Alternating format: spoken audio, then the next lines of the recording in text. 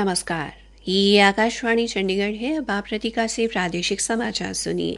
केंद्रीय मंत्रिमंडल ने मत्स्य पालन क्षेत्र के लिए प्रधानमंत्री मत्स्य संपदा योजना के अंतर्गत एक केंद्रीय क्षेत्र की उपयोजना प्रधानमंत्री मत्स्य किसान समृद्धि सह योजना को स्वीकृति दी है। नई दिल्ली में कल मंत्रिमंडल की बैठक के बाद संवाददाताओं को संबोधित करते हुए केंद्रीय मंत्री अनुराग सिंह ठाकुर ने कहा कि अगले 4 वर्षों में इस योजना पर कुल 6,000 करोड़ रुपए खर्च किए जाने का प्रावधान किया गया है।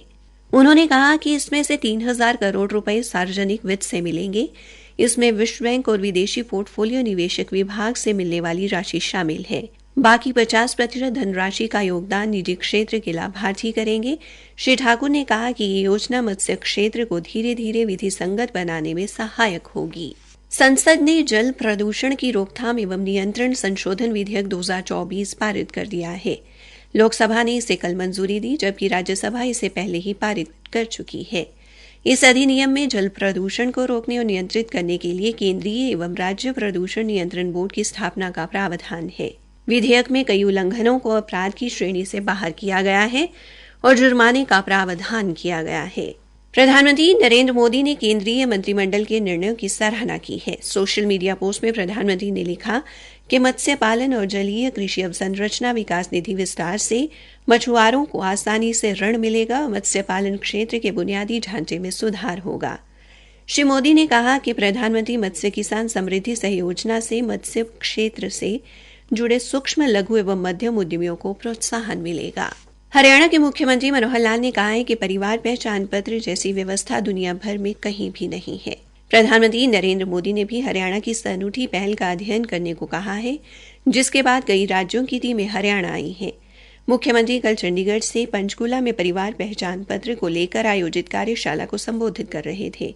उन्होंने कहा कि इस पहल के माध्यम से प्रदेश के 2 करोड़ 80 लाख लोगों के डेटा का सफल विश्लेषण करने के बाद बेहतरीन परियोजना दुनिया के सामने रखी जा सकेगी। मुख्यमंत्री ने कहा कि उनकी सरकार ने पात्र व्यक्तियों को सरकारी योजनाओं व सेवाओं का लाभ देने के लिए हरियाणा परिवार पहचान पत्र परियोजना शुरू की थी, जिसके बेहतरीन नतीजे सामने आए हैं। उन्होंने कहा कि नागरिकता की पहचान के लिए तो आधार कार्ड की व्यवस्था थी, लेकिन परिवार के डेटा की सटीक जानकारी के लिए समुचित व्यवस्था नहीं थी। मुख्यमंत्री ने कहा कि पहले अपात्र व्यक्ति योजनाओं का लाभ उठा लेते थे और पात्र व्यक्ति लाभ से वंचित रह जाते थे। श्री मनोहर लाल ने अधिकारियों से परिवार पहचान पत्र के प्रति लोगों का संतुष्टि स्तर और अधिक बढ़ाने का आह्वान करते हुए कहा कि वे इस परियोजना की सफलता के लिए लोगों से मिलने वाले बेहतरीन सुझाव भी इसमें शामिल करें। हरियाणा के उप मुख्यमंत्री दुष्यंत चौटाला ने कहा है कि विकास को और मजबूती प्रदान करने के लिए वर्ष 2024 के आम बजट में प्रत्येक विधानसभा को 25-25 करोड़ रुपए का आवंटन किया जाएगा। उप मुख्यमंत्री ने सोनीपत जिले के कई गांवों के दौरे के दौरान ये जानकारी दी।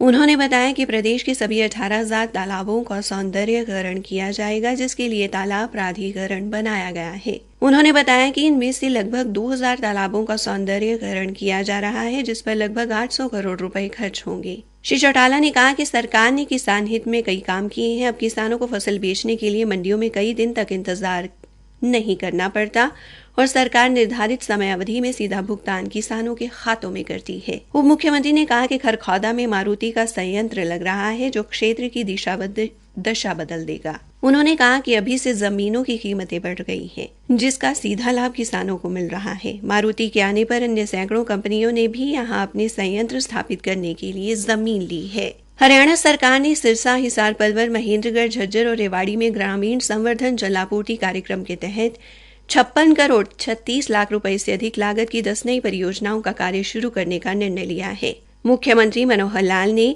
जन स्वास्थ्य अभियांत्रिकी विभाग द्वारा लागू की जाने वाली इन परियोजनाओं को प्रशासनिक मंजूरी दे दी है।